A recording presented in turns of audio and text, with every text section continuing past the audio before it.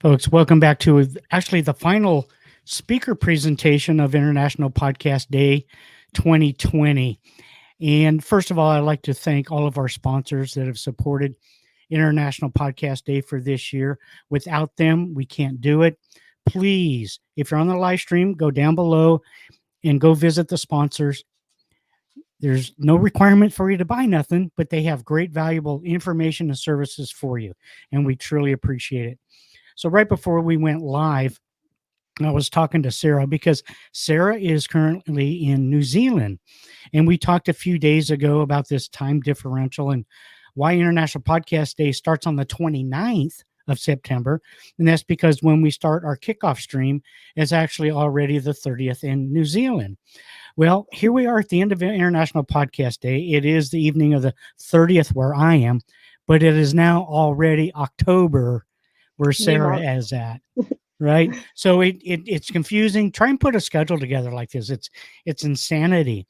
But I want to welcome Sarah to International Podcast Day 2020. I'm going to stop talking. You're going to talk. So I'll let you introduce yourself and enjoy your topics. Amazing. Thank you so much, Steve.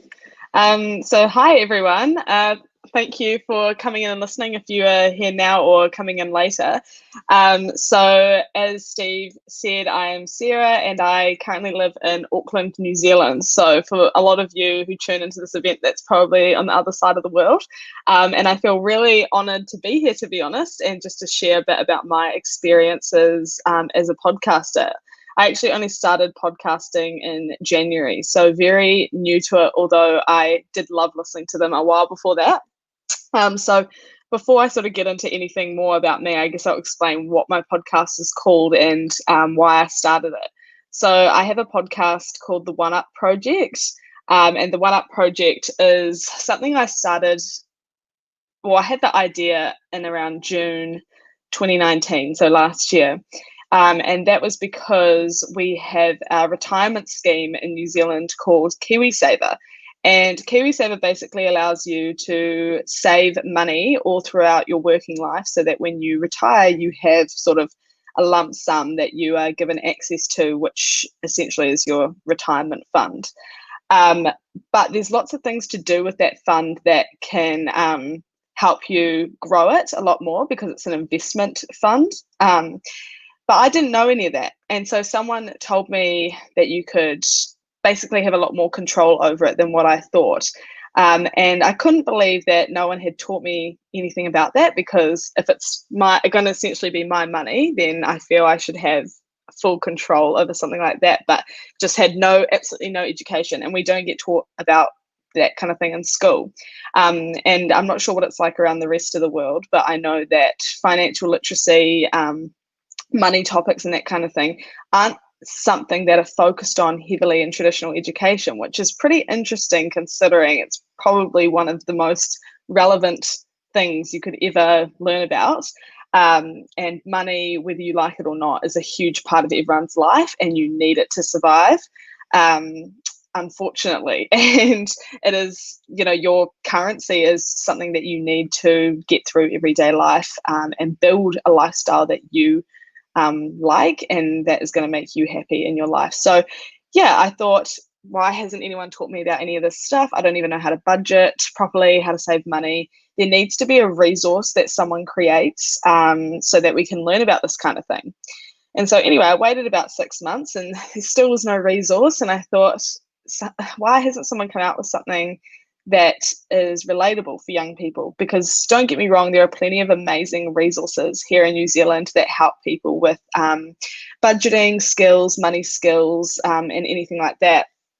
But to be frank, they're all operated or I guess run by older generation. And for younger people coming through, we want someone who we can relate to and feel as if they understand the problems that we have, the issues that we're going through, and just the things we don't understand. We want someone to be able to relate to, and there wasn't really anyone like that. And I've always had an interest in money and kind of financial literacy as a whole, as well as self-development. So I just thought, okay, well, if no one's going to create that resource, I'll do it. So I started the podcast, started sort of getting it all together in around October, November of last year. So yeah, pretty much around this exact time, I think I was starting to get all of it sorted, and bought some mics, and then on January 6th was when I released my first episode. So that's sort of a long story to tell you that what the podcast is about is financial literacy and self-development. So trying to teach people about investing, saving, your retirement scheme, and then that's sort of the main thing that we cover. But then aside from that, we talk about self-development as a whole, because I think financial literacy comes under that umbrella, and self-development is so important, and just knowing who you are and what you want out of life, I think, is extremely key. So yeah, under the self-development umbrella, we talk about things like how to find your strengths and why that is important, personal branding, and just anything to do with bringing you a more content life that fills your cup up. Because a conversation we have pretty often is around purpose and passion, and how that is something that so many people are searching for. And I'll get into this a little bit later in the discussion, but so many people are searching for that purpose and that passion, and you almost become so emotionally involved in that you just get overwhelmed and don't know what you're passionate about, what you care about, and it's stressful. It's very stressful, because you don't want to live a life that you hate. And I think millennials and Gen Zers, especially on TikTok at the moment, excuse me, we're quite we're a generation that is sad a lot of the time, and I think that is has a big contributor to that is social media and how it is changing, which is also something I'll get into soon. So yeah, that's sort of a long story as to why I started the podcast, and we cover a lot of things and talk about a lot of things, but it's so much fun, and I absolutely love it,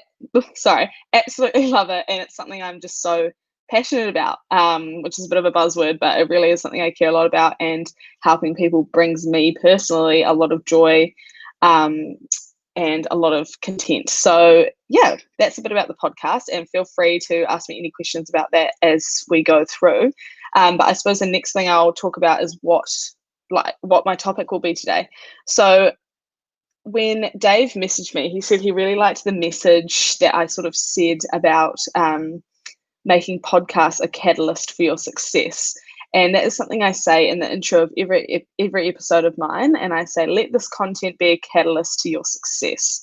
And so basically what I'm meaning when I say that is let the information, the knowledge, and all of the content be a resource that speeds up your ability to become educated and become your version of successful, considering it is objective and it's different to everyone. So yeah, that is pretty much why I say that. And so the thing that I wanted to bring across today and speak about was how our content can be that catalyst for people as podcasters, and how our value can really add so much to people's lives, because it really can change people's lives, even if you think that you're only small and you don't have much of an impact. You know, we're all influencers on some level these days. You know, we all influence people around us, whether it's our family or our friends. There's that opportunity for everyone, and I think that everyone has the ability to influence people, and if we can, we should, if that means it's going to be positive. So yeah, that's pretty much the basis of what the topic is, and I suppose a bit more to how us podcasters can add value through that content, and how we can make the most of the content that we do share, because it's easy, I guess, in some ways, to jump on a mic and start saying your opinion and talking about so many things, but it's actually when it adds value to someone and how you're doing that where the conversation begins around what that value is and how you can increase that going forward. So I've just got my notes off to the side, and I'm just going to keep probably looking at these as we go through. But I suppose one thing I'll touch on about myself before we sort of get into it is that podcasting in New Zealand is reasonably new. So, I mean, people are definitely into podcasts and will listen to podcasts, and I feel like there's a group of people who are just obsessed with podcasts and that's all they listen to. And then there's another group of people who don't even know what podcasts are and don't listen to them, and just that world for them is something they don't know so much about. And that is a big majority group, I would say, compared to the rest of the world where podcasting is a huge industry. In New Zealand, it's definitely still very new and very fresh. So we're almost kind of learning off the rest of the world in that way, to try and get an idea of how we're going to follow along. And that seems to be a classic trend for New Zealand. We're always a bit late to the party on everything being at sort of the bottom of the world, and just catching on to everything late from Australia most of the time. And if there's any questions, please feel free to send them through, and I'll try and answer throughout as well as at the end. Send your questions through, and I am more than happy to answer those, whether they're about the podcast, about myself, about New Zealand, whatever it's about. I'm keen to answer them. So looking forward to that. And then also just wanted to say how grateful I am for this opportunity and to be here, and very appreciative of both Dave and Steve, who are so lovely. And obviously they do this event because they have so much passion and purpose when it comes to, I guess, showing the amazing things that come with being a podcaster, being in this industry, and sort of sharing that value that you have. So very appreciative of you guys. And the whole team, I'm sure, working on this has been working really hard, and it's been an amazing event to watch and be a part of. So just thank you so much for that opportunity.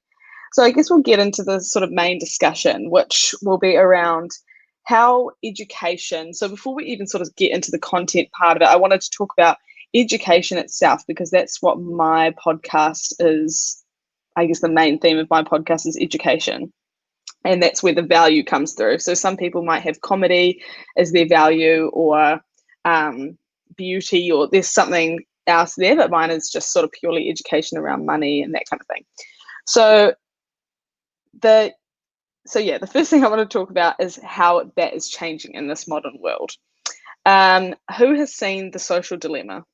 I watched The Social Dilemma just recently, and it has really, really impacted my thinking around just how divided some parts of the world are, and how you can really get caught in a bubble of believing a certain thing, whether that's political or some other sort of event. It just seems that through social media, advertising can really put people in a bubble. And so I think an important thing that we need more of in the world is more people sharing their experiences, their views, their values, so that everyone else can become a lot more exposed to a diverse range of views and experiences. Because if we don't have those, that diverse range, how are we supposed to ever understand where someone else is coming from, or sort of have that empathy for those people, or for whatever the situation is? So and another thing was how our data is used specifically to manipulate us, and that's something they spoke about a lot in the Stocko. And again, just leads into how people can be very polarized in this world, and we need to keep up we need to lift up the podcasting industry, and we need to support other people having views, even if it's something that we wouldn't necessarily have gone through, or whatever it is, because it's so good to just have that diverse range of views. Further to this, the way we perceive information is changing quicker than ever, and we're becoming more and more impatient. I mean, it's pretty amazing for us in New Zealand to watch companies like Amazon, and how you guys will get packages like within a day, sometimes within 12 hours. It's insane. Because here that is so unlikely, unless you're literally ordering from somewhere down the road or something, or you're going to pick it up yourself. Within 12 hours is just insane delivery. And I think the more this world sort of advances, the more impatient we become, and the more we want to buy our time back and have that resource there, because time is money, and time is extremely valuable, especially in a world that is moving at such a fast rate. Like, it is insane how quickly this world is moving. I think in The Social Dilemma, they actually came out with a stat that said that the technological advancements or something had grown a million, I don't know the stats, but it was a lot of times more than how it had grown in previous years, whereas the human brain had grown at the same usual rate. But it had sort of gone, in terms of technology, it had just gone like that, and the human brain has still grown like that. So, technology is just way ahead of where it would be 50 or 60 years ago when technology was just at the beginning. So very, very crazy times, and looking forward to seeing the amazing inventions that will come out through the years. But also it's hard not to be worried about something like that because it is so extreme, and uncertainty. I mean, God, uncertainty is something that we are so used to this year, unfortunately, with everything that is going on. Uncertainty is almost the norm now, which is pretty ironic, but it really does seem to be. So if you're watching from America, my heart goes out to you guys and what a lot of you are having to go through right now in your lockdowns. I have a friend in New York, and it just sounds horrible, specifically for your mental health. And I feel really lucky to live in a place where I can still leave the house for a long amount of time and be social. So a little side note, but yeah, heart goes out to you guys 100%. So education, it's objective, right? You can gain education in so many ways these days. I mean, before we would have considered school, university or college to be, the main thing. That's where that's where it ends, and that's where you get your formal education. And if you don't have that, you aren't educated. Whereas now, I really believe that it has completely changed. People are speaking on topics for free. Podcasting is an extremely high value education platform. You no longer have to have a PhD to discuss certain topics. To give out advice might be a different story, but to have a discussion, provide your opinion and justification for that opinion, you can really be anyone doing it. And I think that is an amazing, amazing thing now, that you can start a podcast if you want. If you have a passion or you see a problem in your community, you can start a podcast, you can start a YouTube channel, you can start whatever you want.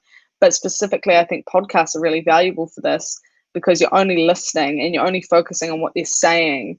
And you can really zone in on the value that they're giving. So anyone can add value through podcasting now, which is just amazing. And I, obviously being a podcaster, am a huge advocate for podcasting itself, and think it is just one of the best forms of media where you can receive education personally. And I'll probably go into a few reasons as to why that is a little bit later.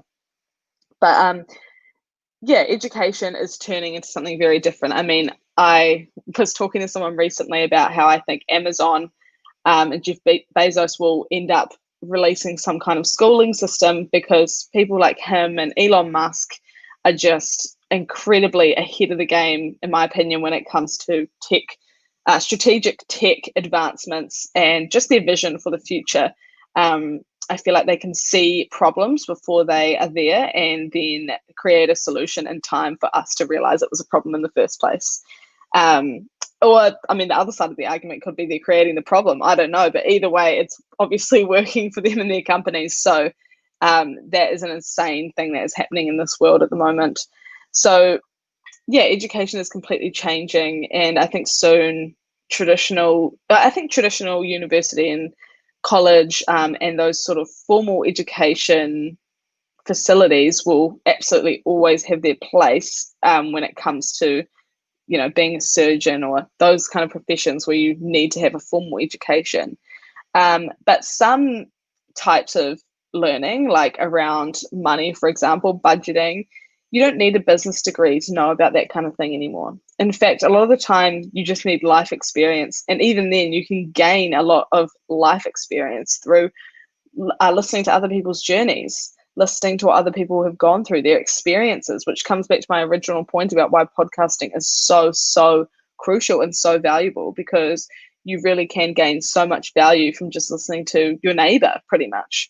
Everyone's had a different experience. Everyone looks at life in a different way. And I think that is really, really important. Um, and every story is valuable. That is something I see people constantly doing. If I ever get asked about content, people say, "Oh, it's so hard. I don't know how to, provide content to my audience." And I just think, well, why don't you talk about your day or your story, or why don't you, explain what happened? What was a lesson you learned over the weekend, and how did that impact your life? And you're not every weekend going to have some sort of miraculous revelation about life, but you are always going to learn something new within a week.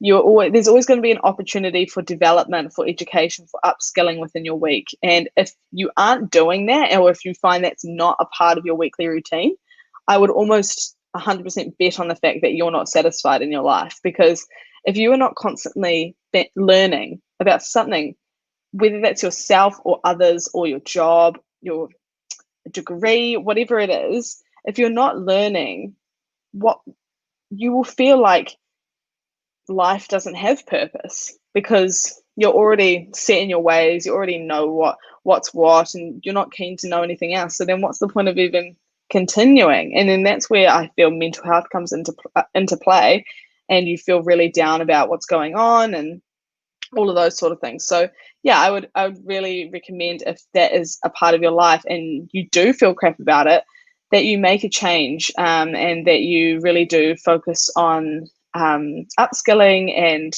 improving yourself specifically. So yeah, I guess it was a long way of just saying, don't take your story for granted, and really appreciate the fact that your experiences, your everyday situation is going to be completely different to the next person. I interview a huge range of amazing, amazing people who just inspire me with what they've done with their lives, really successful people. And they say, well, I don't really know what value I can add while I'm sitting in their mansion that is stunning, with their whole, career laid out in front of them, that is extremely satisfying. And I'm like, what don't you have to give? What value don't you have to provide? And it just amazes me that people can't see that. So I think that's a really good point, is just do not take your story for granted. And even if you think, sometimes I might feel silly sharing something on my stories that might be irrelevant, but it's probably always going to be relevant to at least one person. And at least one person will always get something out of that. Just little, even if it's not really a big deal, they'll always get something out of that. Because they live a completely different life to you, and they might have a completely different outlook on life. And it's the same goes for when I watch other people who talk about their day and their opinions. The only way I've ever learnt and developed an opinion for myself is by listening to other people. And that doesn't mean you need to take on everything that other people say if you really don't agree with it. There's obviously an extent, but I think it's always worthwhile hearing people out and at least trying to understand where they're coming from.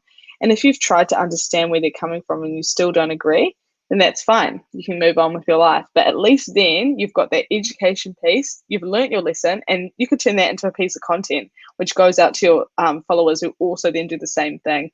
And they're gaining value from it as well. So I think just in your everyday, find the little things that you can turn into a story, and almost in a way kind of romanticize your life, romanticize the things you go through, so that other people can feel like they are also in that story with you. They're living that story out with you. So I think that's a really important point as well. So yeah, that's sort of a little bit around how education is changing, and podcasting, as I said, is having a huge effect on this. And I didn't even really talk about my original point with Jeff Bezos and Amazon, but he brought out a school, a preschool, I think, for kids in low socioeconomic areas, maybe. And I just knew that was going to happen, because someone like him, with that sort of mind, will be thinking about those educational issues going forward. And I honestly wouldn't be surprised if they came out with a full-blown university or college in the future. It would not surprise me. And I think it would probably end up having all of the things that traditional education lacks, like that technology advancement training, data training. Data is one of the most valuable assets in the world at the moment. I think it just passed oil recently. And it's going to be something that people are going to need to upskill on, and people who do upskill on that early will be in high positions, high paid positions, and that kind of thing. So yeah, education is changing, and that should mean that you're even more motivated to go out and share your story. You don't need to be a professional. Obviously, be careful if you're giving advice, but to give your opinion, you don't need to be a professional. You just need to be careful about how you do it, and also just keep good ethics and morals while doing it. But anyone has a place to share their opinion. So yeah, that's a bit on education. Now, I wanted to talk about why podcasting is a valuable source of knowledge in itself. So the education lens widens with further perspective, which comes from people sharing those stories. So as I said before, anyone's story is valuable, and there is a lesson in every day that you can learn. So so I would recommend taking sort of a lesson or an opportunity out of every day, like I said, putting that on your story, and then getting people's feedback on what they think. Because a lot of the time when you share opinions, that's when people engage more, because they either agree or have a differing one and they feel like they want to contribute. Whereas sometimes if you're just talking about the facts all the time and keeping quite neutral ground, it doesn't cause much engagement because people aren't as interested in hearing that middle of the road type attitude. And I think sometimes that can be a little bit toxic, because you don't want people completely polarized, or if you say one thing, they attack you because they don't agree, but you want to be able to have some sort of discussion about it. And I think discussion is engagement, and probably one of the best forms of engagement, because when you discuss things with your audience, that is when you begin to form that kind of relationship. And from a relationship comes trust. And with trust comes loyalty. And you want your podcast listeners to be loyal. And even if they don't agree with you, they heard you out, you heard them out, and that's a really positive thing. So yeah, exposing yourselves to various point of views is positive and brings a lot more context to your own content. So when you personally share your own views, a lot of other people will gain heaps from that, and they will learn, so much from your opinion, take that to their friends and make a decision as to whether or not that's something they agree with. But the same comes for the other way around, where if you're listening to someone, they are also going to impact your opinion and your sort of value that you share. So maybe the next time you share your opinion on a certain topic, you'll be a little bit more sensitive around the way you say it, because you know that this group feels this way about this certain group talking like this, or whatever it is. And I don't think that is, a lot of people would say that's PC or politically correct, but I don't think that is at all. I think that's just being mindful of the fact that everyone has a different story, and you can still share your opinion and be strong in that opinion without needing to completely tear down another side. And I think it almost makes it less impactful when you bring your point across through attacking rather than just sharing through the experiences you've had.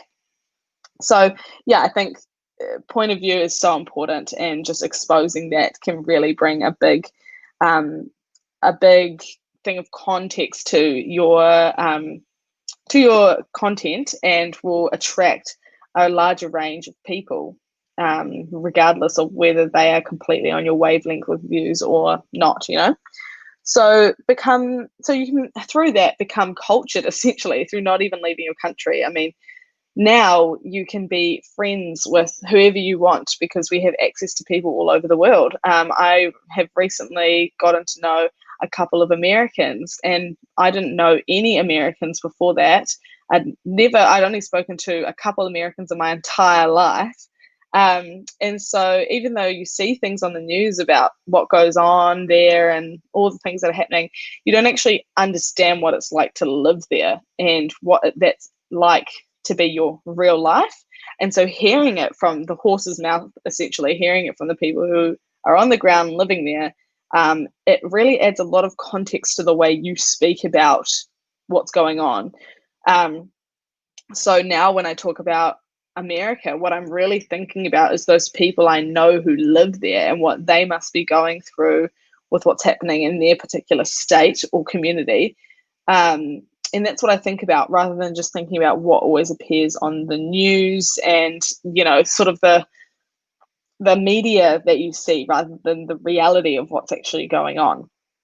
So yeah, I think we can be so social now without even leaving our screens, and we can feel so many emotions without doing much at all, really, which is pretty amazing. I mean, before to be social, to interact with someone and to get those sort of feelings of satisfaction through social interaction, 20 years ago, you would be going outside, you would be meeting up with friends, you would be, doing all sorts of things that would have nothing to do with any kind of technology. But now you can sort of feel those feelings through just watching a video on your phone, or listening to a music video, or watching a music video, or listening to a podcast. You can feel so many emotions by lying in bed, which is so insane when you really think about it. But it's not even something I would have clued onto before, because it's just been my life. And I'm sure for a lot of you listening, it's just been your life as well. It's not an extraordinary thing. But then coming back to what I was saying before, it is an extraordinary thing because that's your lived experience. And that's probably an experience that many other people haven't been through. And there's a lot of value in sharing that as well. So yeah, it is really amazing that we can experience so much through our phones. I think it's incredible, and social media and technology is a huge tool and advantage to us to have that, and to be for us to be comfortable with that. But it can also be a weapon, as we've found out. If you watch The Social Dilemma, it really can be a weapon too. So it's important to stay informed and educated from all sorts of sides, so that you can make a wholesome opinion on things and bring that perspective, bring that worldly view to your content. Because coming back to the original point of why content is a catalyst to your success, when you have that wholesome view that you're bringing to other people, they will learn from that, and that will speed up their development, because they're not actually having to go out into the real world to figure that out like the rest of us. They just need to listen to a podcast and think, that lived experience makes me think differently because of this reason. And then they're already speeding up their progress without having even, like I said, left their bed or their house. So that's what I mean when I say there's so much value in your everyday lived experiences, because it will speed up someone's thought process, which I think is important now more than ever, when there's so many different views and the world is more polarized than ever before. I mean, it is so divided, and the world's probably a big term, but parts of the world. I watched the US political debate last night, which was so interesting for me since I don't live in the US. And wow, like seeing how people react on social media, it just shows how polarized the nation is. It's truly like you're either over here or you're over here. Like there's no middle ground, there's no in between. Whereas in New Zealand, we have sort of similar two sides with the same, I don't want to say values, but we've got similar two sides. But there's a lot of things that they share middle ground on. So there's a lot of things. Our political debate was actually last night as well, and there's a lot of things that they both agree on, which is quite cool. So sorry, just plugging in my laptop because it was going to run out of charge. But yeah, there's a lot of things that they both, which is pretty crazy considering watching the American debate where virtually nothing was agreed on. Which is just amazing to me. So yeah, anyway, continuing on, how as podcasters do we contribute positively to this arguably antisocial behavior? So, as podcasters, I think that it is really important to bring awareness to the fact that we are only one person with one opinion. And we really need people to get a more wholesome view and listen to multiple podcasts. And not only will that help the viewer, but it's also bringing up the industry itself and supporting the podcasting industry as a whole, which I think is super important, especially for us little guys in NZ who aren't as big as the rest of the world. I think it's really important to prop up this industry. And as I was saying, so many people have just so much value to share, which is awesome. And personally, I want people to use my content to upskill and to continuously add value. And that's something that's really important to me, is that education piece. So yeah, I just think that it is really important for people to use this content as something that propels them forward. But in saying that, I think it is really important for us as podcasters to have that value sharing as a main purpose of why we do what we do. I think for most of us, it really is. We start a podcast for a reason. Most podcasts are solving an issue in one way or another around being educated, which is really important. And coming back to the same point again, by sharing our day-to-day personal experiences, we really can learn so much from ourselves and other people. And I think it's really important and really cool if you can have more than one person on your podcast. I personally just have me, and that is really cool. But I don't actually do many podcasts just me. I usually bring on a guest pretty much every week. So it's always someone different. And sometimes I do them by myself, but I find when you have another person, it's just easier to bounce off those people and to gain those different views. And then you sort of develop your opinions and your thoughts as you go along, rather than you just sort of telling yourself one thing for the whole time, and that being the episode. So if you aren't used to having people on your podcast, then I would recommend looking into that as something you do to add that context and that value to your audience as well. So how does podcasting make a difference in other people's lives? And I suppose how can we contribute to that is the next thing I want to speak on. And I think podcasting in a lot of ways adds value to people's lives. So it really does advance people's thinking. And I think because it is such a different form of media, it's more engaging because you can do so much while listening to it. With a YouTube video, which is probably the biggest sort of platform of media where you're watching videos, you have to be very engaged in the video because you're watching it, right? And I'm sure even though a lot of us watch videos, we're still on our phone. Whereas with a podcast, you don't really need to be present watching it. You just need to be present listening to it. And even then, I know a lot of people who just use podcasts as sort of white noise or background noise, but they'll still be picking up little things while listening. And I think that is one of the most valuable things about podcasting, is the fact that you don't need to really do anything. You can just throw it on. I personally love to listen to podcasts while I'm like doing my washing or doing some sort of chore or activity, as well as driving. It makes driving a lot more enjoyable for me. So we need to take advantage as podcasters of the fact that this media is so accessible and so easy to add into your day. Because that's something else I was realizing the other day, is that it really takes up no time from your day. You can add it in without virtually adding any more time to your day. And coming back to the point I made earlier around people wanting to buy their time back, and time being a really important part of people's days, time is money. Podcasting really, really, really is an advantage in that way. It has an advantage in that way because you don't need to be fully present. You can just throw it on your phone and you're away. It's like listening to music. So I think, we really should take advantage of that kind of value it brings as well, which is awesome.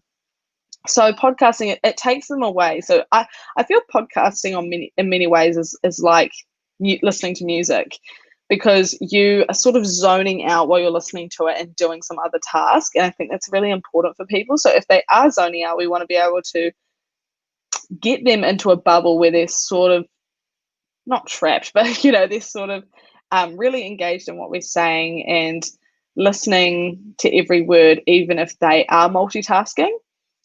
So I think we can do that by just adding in those personal experiences and making it personal where you can. That's something I've learned throughout this year through doing the podcast, is that the more personal you make it, the more unique to you and your personal life you make it, the better the engagement is. And I think that's because at the end of the day, a lot of people are just nosy, and a lot of people just want to know about other people's lives and find out how other people are living. I mean, I have some people that listen to my podcast just because they're a Kiwi who live in London and they miss the New Zealand accent. I mean, I'm sure they get some sort of value out of it as well, but the biggest thing is just to listen to the accent, which is quite funny. And that might be the same thing for other people as well, and they find value for all sorts of reasons. So even finding out why your audience has that value and what the majority is there could be really important to the success of your content as well. So I already sort of touched on how it makes multitasking easy as well. But I think we want to leverage on this ease, and education is just so important to a person's growth and can be so much easier when they are time poor, which is exactly why podcasters are so perfect. So yeah, I think going on from that, I just wanted to say, as podcasters, we must discover how the value we have adds time and skill back into a person's day. And as the topic suggests, as my topic suggests, becomes a catalyst that really does thrust them forward into that success. So for me, I take the value that I provide through my content pretty seriously, and I'm quite picky on who I have on the podcast, because I know that the people listening are impressionable, and I understand, even though I have quite a small audience, I don't want to take any of them for granted, because they're all, regardless of how many people, they're all people, and they all have time in their day, and they're choosing to spend that with me listening to a podcast. So I try to jam pack as much value as I can into each episode. And I think it's important to change the episode depending on the value. So for example, if I'm talking about something that is really, really quite factual and maybe traditionally a little bit boring, I will always make those podcast episodes shorter. And when I'm talking about something a lot more personal, I make those ones longer. So yeah, I think that's a good thing to sort of note down as well. Look at your current listeners. What do they like about your podcast? And really understand your strengths. It's a big thing for me, is being able to understand what your strengths are and how those contribute to how you live your life and how you practice self-development. So yeah, I think knowing your strengths and knowing what your family and friends come to you for is a really good way to identify that, if you don't want to do like the Clifton Strength Finder, which I would recommend as a really good, not sponsored or anything, I use that myself, and I think it's a really, really good resource to have and to keep forever, to understand your strengths. So if that's not something you can access, ask your family and friends, like, what do they value about you? What do they come to you for?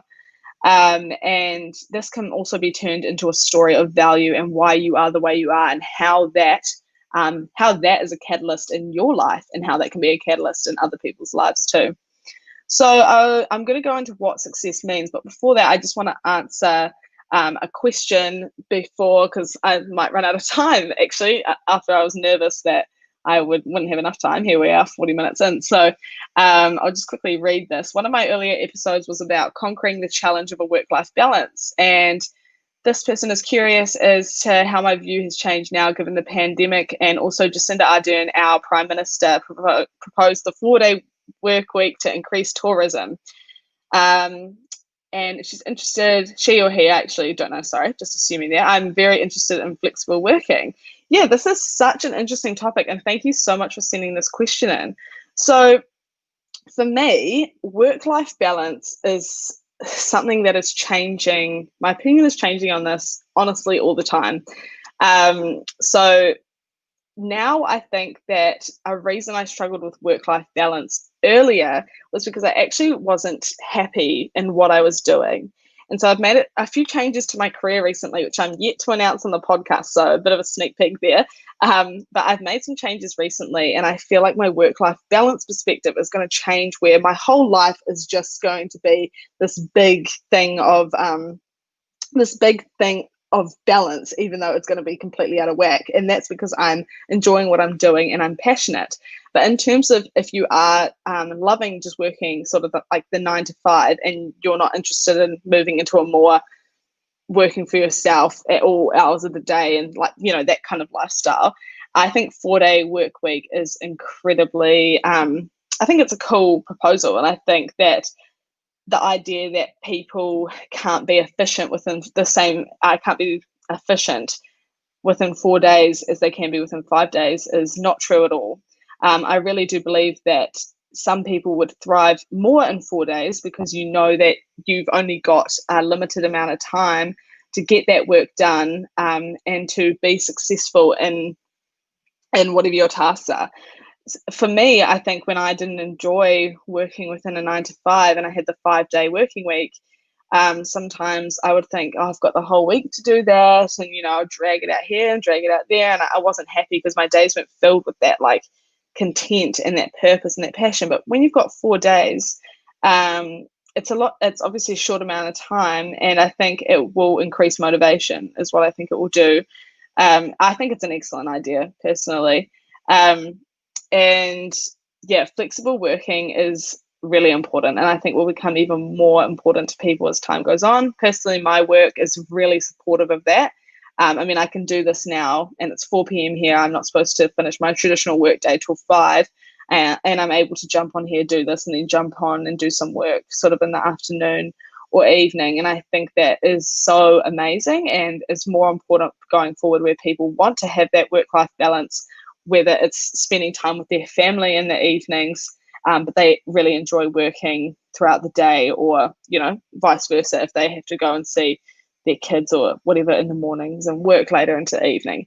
I think work-life balance and flexible working is 100%, or it should be, what you make of it.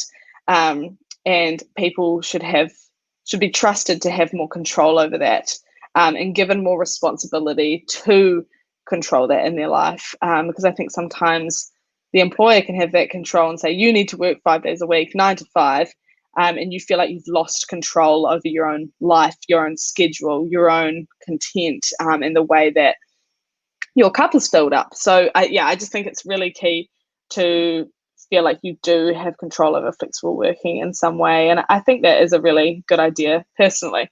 But everyone's different, and flexible working / work-life balance is so objective, and everyone has a different view about what's right in that way. But I think that is a really good idea if you have employees who I think from an employer's point of view, it will be really beneficial if employees can work the same amount of have the same amount of output within 4 days as they would within 5 days. And I think having the motivation of an extra day off could really do that for some people. I definitely would be so motivated to get everything done if we could move into a 4-day work week rather than a 5-day work week. But then some people who absolutely love their job, that might just not be what they want to do, or if they work for themselves, that's probably not possible for a lot of people. So for those who just work the standard 9 to 5 underneath an employer and that would work for them, I think it's a really great idea. So yeah, I hope that answered your question. I sort of went on a bit there. Sorry about that. But thank you so much for sending that through. It's really really lovely, and I appreciate that you took the time to do that. So I've got a couple of minutes left, so I think I'll just go over what sort of success is quickly. Again, another really objective thing, because we want to let this content be the catalyst for ours and other people's success, but because it's so objective, that could mean so many different things. And I think that you really just have to allow your audience to make what they want out of your content, and take the little nuggets away that really have an impact on them, and that are really, I guess, valuable to what they're going to do in their life. And yeah, I think just encourage people to find out what their definition of success is, because a lot of people don't know, and we instantly assume that success means being a millionaire, and if you're not a millionaire, you're not successful, when that's absolutely not true in the slightest. So yeah, I definitely think that encouraging your audience to find out what their definition of success is, and then driving home how your content adds to that, regardless of what their definition of it is really, really important. And so, yeah, I mean, leading into what I spoke about earlier on the finding your purpose conversation, it can be really scary. And I think we align success and purpose so closely together when a lot of the time, something someone said to me the other day was how can people find purpose in their life? And they said, well, you've just got to put passion into everything you do. And sort of that was a different perspective for me, because I thought, okay, well, I thought you could only be passionate about one thing and have purpose for one thing. But he said, that's not true at all. I think if you put passion into everything you do, you will find purpose in everything you do. So yeah, I think it's really important to just find your definition of success and then adjust your life accordingly to work in with that, and then share that value to other people, because like I said, everyone is going to take something different out of your content. Another question: what motivated you to start your podcast, and where to from here? Thanks for the question, much appreciated.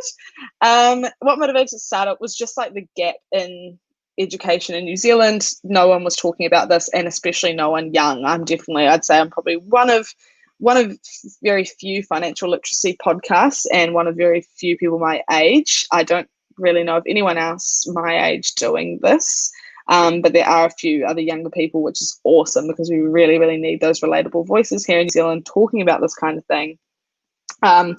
Because it is hard to relate when you've got someone who's been through their whole life, they're 60 years old, and telling you what to do with your money that you're earning from your part-time job in uni, and it's all just a bit overwhelming, and you want to be sort of talking to someone who's going through the same thing and you can relate to without it being so daunting. So yeah, that was kind of the main motivation behind starting it. And where to from here? That's a really great question. I don't know, but I think I can see a lot of opportunity in what I'm doing, especially in New Zealand. And I'm just hoping that people also find value in what I'm doing and let that content be a catalyst for their success. And I'm able to help people in a way that also means I can make a career out of this, monetize it, and bring that strategic element to it, as well as providing value to my audience and making sure that the youth of New Zealand is up to date with all of the skills they need to essentially survive in life. And it really could extend further than New Zealand. But of course, when it comes to money, every country is different. So I think every young person growing up deserves to at least know the very basics around financial literacy, how to organize your money, and all of that kind of thing. And yeah, I think that's a really good place to end, actually. Hi, Dave. Hey, Sarah, how are you? I'm really good, thank you. How are you? Good. Oh, my phone just went off because it thought it said hi, Siri. Oh. But yeah, I wanted to come in here and say hello, because you're our one presenter and podcaster, and thank you again for volunteering your time and energies for International Podcast Day. But I loved your conversation. I kind of wanted to wrap it up this way, and I think you did a really awesome job. And I think it's great to have a voice like you, younger in the space, that is using podcasting as an educational tool. And I think that educational piece often gets misrepresented in some different way, or isn't captured enough in the space. And so when you're talking about being purposeful with your words, you were talking about broadening your view, and you seem like you came from a position of like service first. And that lends itself to growing a community and using that service as a catalyst for your success. And it was great, because I see the sort of the marriage there between you're using your podcast as an educational tool for others, but you're receiving a lot of education in return, right? And so it's not just for the listener and your audience and your community, but it's also for you. And so those were a couple of the big main points that I got from your talk. And I just want to thank you for joining us this year. It was amazing to have you. And thank you for, coming in and, working through the schedule thing. And it's just, usually we start with New Zealand and end with the USA, but this year we started with the USA and ended with New Zealand. So this is the beauty of international podcasting. So it's always a blast to have New Zealand represented. So thank you so much. Yeah, that's amazing. Thank you both so much. I really appreciate the opportunity. And oh, there's a cat. Oh, another And podcat. yeah, I love that. Yeah. And yeah, just really appreciate the opportunity, and what you guys are doing is so awesome, and really cool to hear all the other speakers. So well done to you guys, and looking forward to tuning in years to come. Absolutely. And before we leave, just let people know where the best way it is to contact you. Yeah, thanks. So the best way to contact me would be coming to the Instagram, which is just at the One Up Project. That will probably be the easiest way to find me.